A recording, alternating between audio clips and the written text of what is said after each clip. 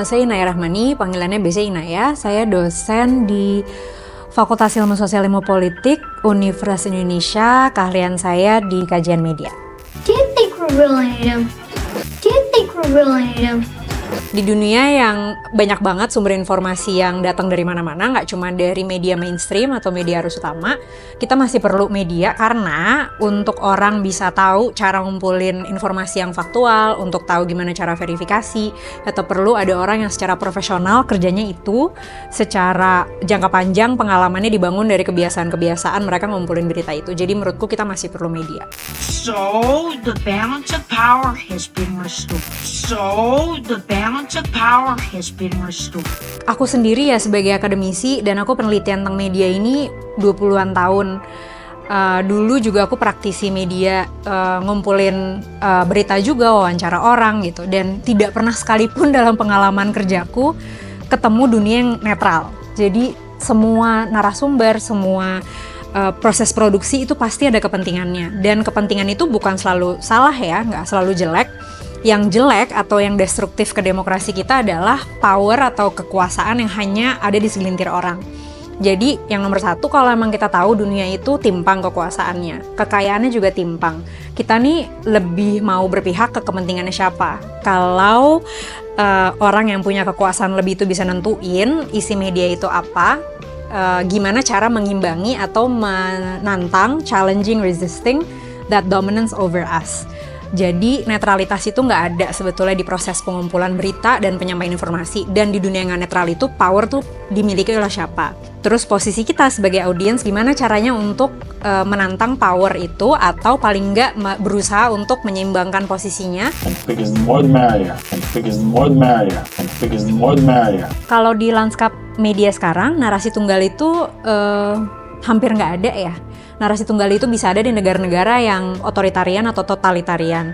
Di negara yang demokratis, biasanya narasinya tuh berkompetisi satu sama lainnya.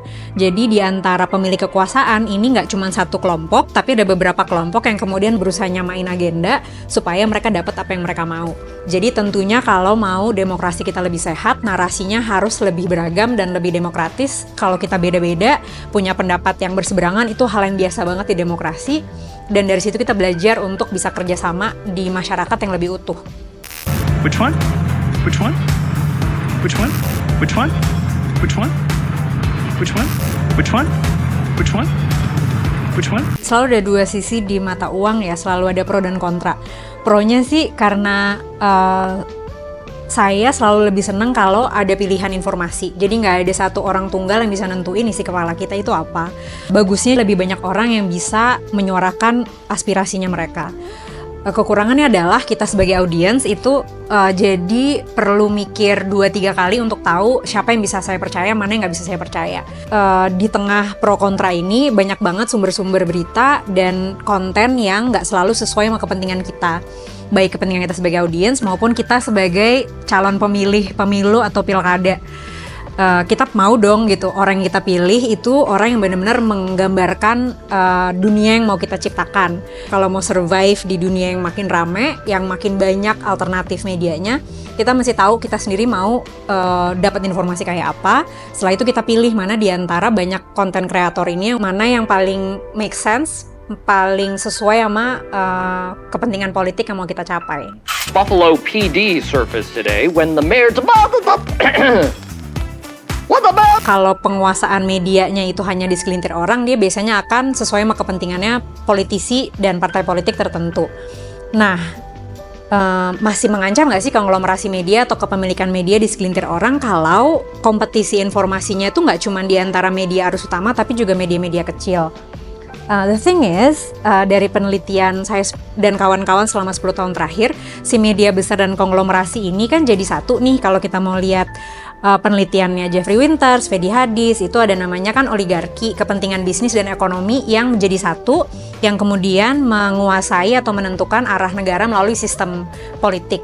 Konglomerasi ini nih cukup nih uangnya untuk juga membiayai buzzer-buzzer, operator, influencer. Ada dana baik dari partai maupun dari surplus korporat media yang kemudian membiayai ekosistem influencer yang juga mendukung kepentingan ekonomi politik oligarki. Jadi gampang aja deh kalau mau ngelihat influencer-influencer mana sih yang masuk ke dalam acara-acara wamen atau acara kabinet yang baru, siapa sih yang diundang untuk menciptakan citra yang lebih positif mengenai pemerintahan yang sekarang, siapa influencer yang masuk ke partai. Itu nggak perlu jadi akademisi, nggak perlu jadi dosen, baca berita dari sumber yang kita percaya aja untuk tahu siapa dapat apa dari konsolidasi atau janji-janji baru di kabinet yang sekarang. It's all here. This is how I break the cycle. It's all here. This is how I break the cycle. Algoritma itu kan basisnya di platform. Jadi dia tuh kayak mesin yang jalan terus, dia memperbaiki dirinya kalau ada feedback. Kecenderungan kita ya sebagai audiens itu kalau buka media sosial, kalau dapat pop-up atau dapat recommended timeline, kita cenderung langsung ngeklik. Tiap klik kita itu kan diuangkan oleh algoritma, kemudian masuk ke dalam korporatisasi platform. Kayak Facebook atau kayak X atau Instagram, YouTube, dan algoritma ini yang merespon ke feedback loop yang kita klik itu kawin silang dengan kepentingan buzzer dan oligarki yang mau kita dapat informasi yang sesuai dengan kepentingan mereka. Jadi cara untuk respon ke itu adalah every click that we do, every algorithm hack that we decide cuts the loop yang kawin silang antara oligarki sama algoritma platform. Jadi kita bisa misalnya bikin istilah baru, kita kasih hashtag yang susah banget dibaca sama algoritma, kita keluar dari bubble atau echo chamber atau kelompok-kelompok yang sama pendapatnya sama kita. Kalau kita udah mulai dapat pendapat influencer yang kok ngulang melulu ya gitu, pendapat yang sama tuh terus saja masuk ke timeline kita, artinya algoritmanya tuh mesinnya udah jalan untuk manipulasi kita karena itu menguntungkan secara ekonomi dan bisnis bagi mereka, bagi platformnya. So it's time for us to break ourselves out of that feedback loop, cari secara aktif melalui browser, bisa pakai VPN, bisa pakai klik forum-forum yang kemudian verifikasi kayak dari Reddit atau dari forum lainnya gitu, anonymously if you wanna protect yourself, supaya kita nggak kena tuh si algoritma yang terus saja ngulang hal-hal yang sama karena dia udah ngebaca perilaku kita. Artinya sebenarnya kalau perilaku kita udah kebaca, kita lagi nggak jadi manusia ya, kita lagi niru mesin. Nah kalau mau jadi manusia di alam yang demokratis ya secara reguler kita mesti mecah diri dari loop yang ngulang-ngulang itu gitu. Gak tahu, tanya yang mau tanya saya.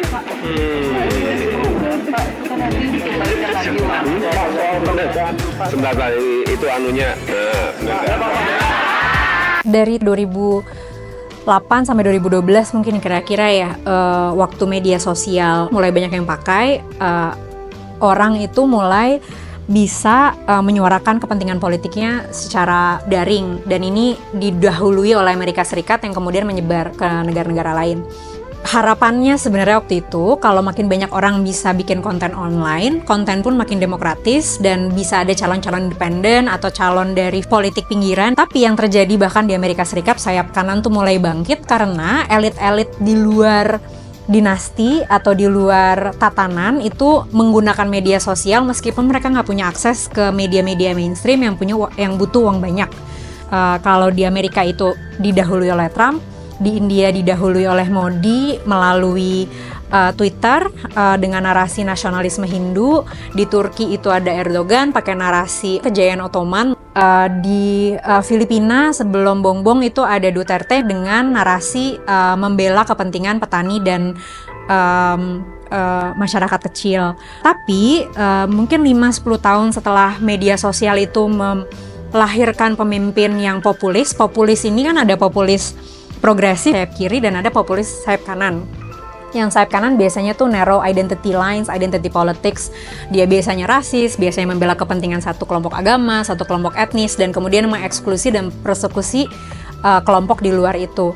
Kalau yang progresif itu harapannya adalah dia membela kepentingan orang paling susah di masyarakat sehingga semua yang di atasnya, mau dari identitas apapun, akan keangkat dari kepentingan orang yang paling menderita itu. Nah, politisi dari non-elit itu 10 tahun lalu, 15 tahun lalu menggunakan media sosial untuk sebenarnya memerangi sesama elit gitu. Mereka awalnya kepentingannya kepentingan masyarakat, tapi kemudian semakin ke atas, dia berantemnya sama oligarki atau kepentingan bisnis juga gitu. Jadi bukannya memecah power dari segelintir orang ini ke banyak, tapi dia malah naik pangkat gitu ke oligarki. Dan ini terjadi di berbagai belahan dunia, nggak cuma di Indonesia aja. We gotta stick together. We stay close, we stick together. Media kecil itu nggak cuma media di Flores, media di Papua, media petani, media rakyat miskin kota, tapi kita itu media. Jadi kalau mereka hilang, artinya warga biasa itu nggak bisa dapat akses informasi yang bikin mobilitas kita lebih tinggi, baik secara geografis, fisik, sosial, ekonomi, politik. Jadi kalau media kecil-kecil ini hilang, kita tuh juga hilang gitu. Kita semua tuh punya kepentingannya dengan undang-undang yang digolkan pemerintah. Kita punya kepentingan dengan masa depan pekerjaan kita, lalu masa depan kita kalau kita produktivitasnya sudah menurun, orang tua kita sakit-sakitan, kita mau dong BPJS Kesehatan tuh lebih baik. Nah, artinya para pemilih yang datang dari kategori usia yang muda, dalam arti pemilih pertama 18-25 tahun, punya kepentingan politik untuk menentukan arah pasar kerja itu kemana. Dan itu nggak ditentukan oleh orang lain, tapi dari kita. Artinya penting banget kita punya saluran, punya media untuk menyalurkan aspirasi politik kita. Dan kalau nggak ada partainya, paling nggak kita tahu harus ke media mana untuk menyalurkan aspirasi alternatif, di mana kita sebagai para pemilih bisa menentukan arah demokrasi yang akan datang. This is not gonna work. It's gonna work. It's gonna work. This is not gonna work. It's gonna work. It's gonna work. Kita pengen gitu, kekuasaan nggak cuma ada di segelintir orang, sumber daya tuh kesebar di mana-mana.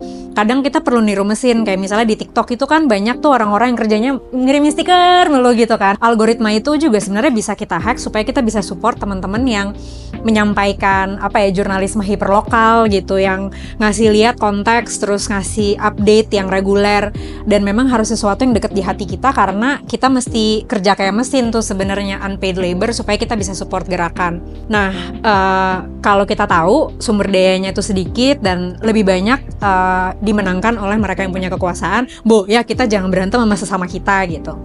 Dan kalau emang kita nggak setuju, kita langsung manggil, selesaiin perdebatannya di antara kita satu sama lain. Jadi kita nggak kena ke algoritma yang justru memecah gerakan sama masyarakat sipil yang udah kecil terus makin kepecah lagi gitu. So use the algorithms to our benefit. Transport ships will leave as soon as they're loaded. Only 2 fighter escorts per ship. The energy. Kalau secara objektif, secara analitis, pemerintah yang sekarang punya sumber daya dan kapasitas konsolidasi yang jauh lebih baik daripada rezim sebelumnya. Sementara di 2 rezim sebelumnya itu udah menurun ya, kebebasan sipil dan kebebasan berekspresi. Nah, pemerintah yang sekarang itu punya kapasitas politik yang jauh lebih tinggi. Jadi analisis objektifku akan semakin sophisticated, semakin savvy, semakin meyakinkan narasi-narasi bahwa pemerintah itu berjalan dengan baik. Dari sisi kita sebagai masyarakat sipil atau yang bersimpati dengan masyarakat sipil yang ingin menggunakan ruang berekspresi sebagai tempat untuk menyuarakan aspirasi politik, maka media-media digital, media alternatif, platform yang fitur-fiturnya itu cepat sekali beradaptasi dengan kita sebagai audiens. Kalau dulu ada pamflet, ada fotokopi, kita tuh sekarang ada banyak banget platform media sosial maupun platform di forum-forum daring, dan banyak banget mekanisme geotagging dan lainnya yang bisa kita pakai. Jadi semakin banyak skill kita untuk adaptasi, navigasi, maka akan semakin sulit bagi kelompok yang punya kekuasaan, sejago apapun mereka, untuk mengendalikan kita. Jadi meskipun akan susah keadaannya, tapi media kita udah terdemokratisasi dan banyak platform alternatif yang bisa jadi saluran kita untuk menyuarakan pendapat. We can change. We can change. Dalam sistem media tertutup maupun terbuka, demokratis maupun otoritarian, penting untuk redefinisi. Karena dunia sosial, politik, ekonomi itu nggak ada yang stagnan dan terus berubah. Jadi kita memaknai ulang, redefinisi ulang itu harus kita lakukan. Dan di alam yang terdemokratisasi, yang punya power untuk menyusun definisi itu sebenarnya kita sebagai pengguna media.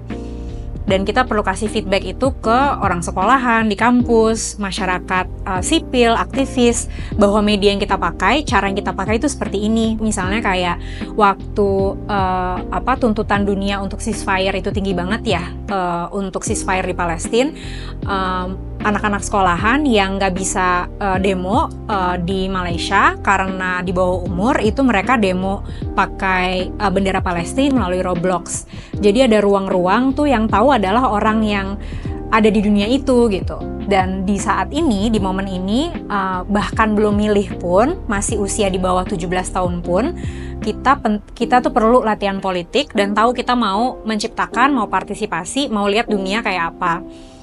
Jadi bisa mulai dari mana aja, yang menyuarakan gerakan sosial, menyuarakan redistribusi. Mudah-mudahan di dunia nggak ada lagi orang miskin, orang paling susah itu ditanggung, dilindungi. Itu bisa siapa aja, dan media itu perlu didefinisikan ulang dari orang-orang yang mengalami dan mempraktikkan di luar orang yang punya kekuasaan. May the odds be ever in your favor. May the odds be ever in your favor. Ada cara untuk mengambil kembali ya, kalau nunggu dikembaliin, jelas kepentingan oligarki tidak mengembalikan kekuasaan pada kita. Kepentingannya ekonomi politik bisnis ya tentunya untuk menjaga kekuasaan ada di tangan mereka. Jadi itu kepentingan kita untuk mengambil power di tangan kita. Dan caranya adalah dengan menyuarakan aspirasi politik. Pertama, menyadari kepentingan politik kita apa. Ada nggak sih kendaraan untuk menyuarakan kepentingan itu? Kalau nggak ada, kenapa? Banyak-banyak ngobrol sama teman-teman, cari coach, mentor, orang yang kita percaya pendapatnya, tapi juga jangan kasih power ke dia. Challenge them, question their opinions, karena beberapa guruku waktu aku SMA sekarang juga masuk ke lingkaran kekuasaan, dan aku sadar penuh kepentingan yang ingin aku bela itu bukan kepentingan oligarki. Aku pengen ada di masyarakat sipil, jadi aku akan terus mengembalikan diriku ke dalam kepentingan bersama sebanyak-banyaknya orang yang melindungi orang yang paling susah sekalipun. Are you with me?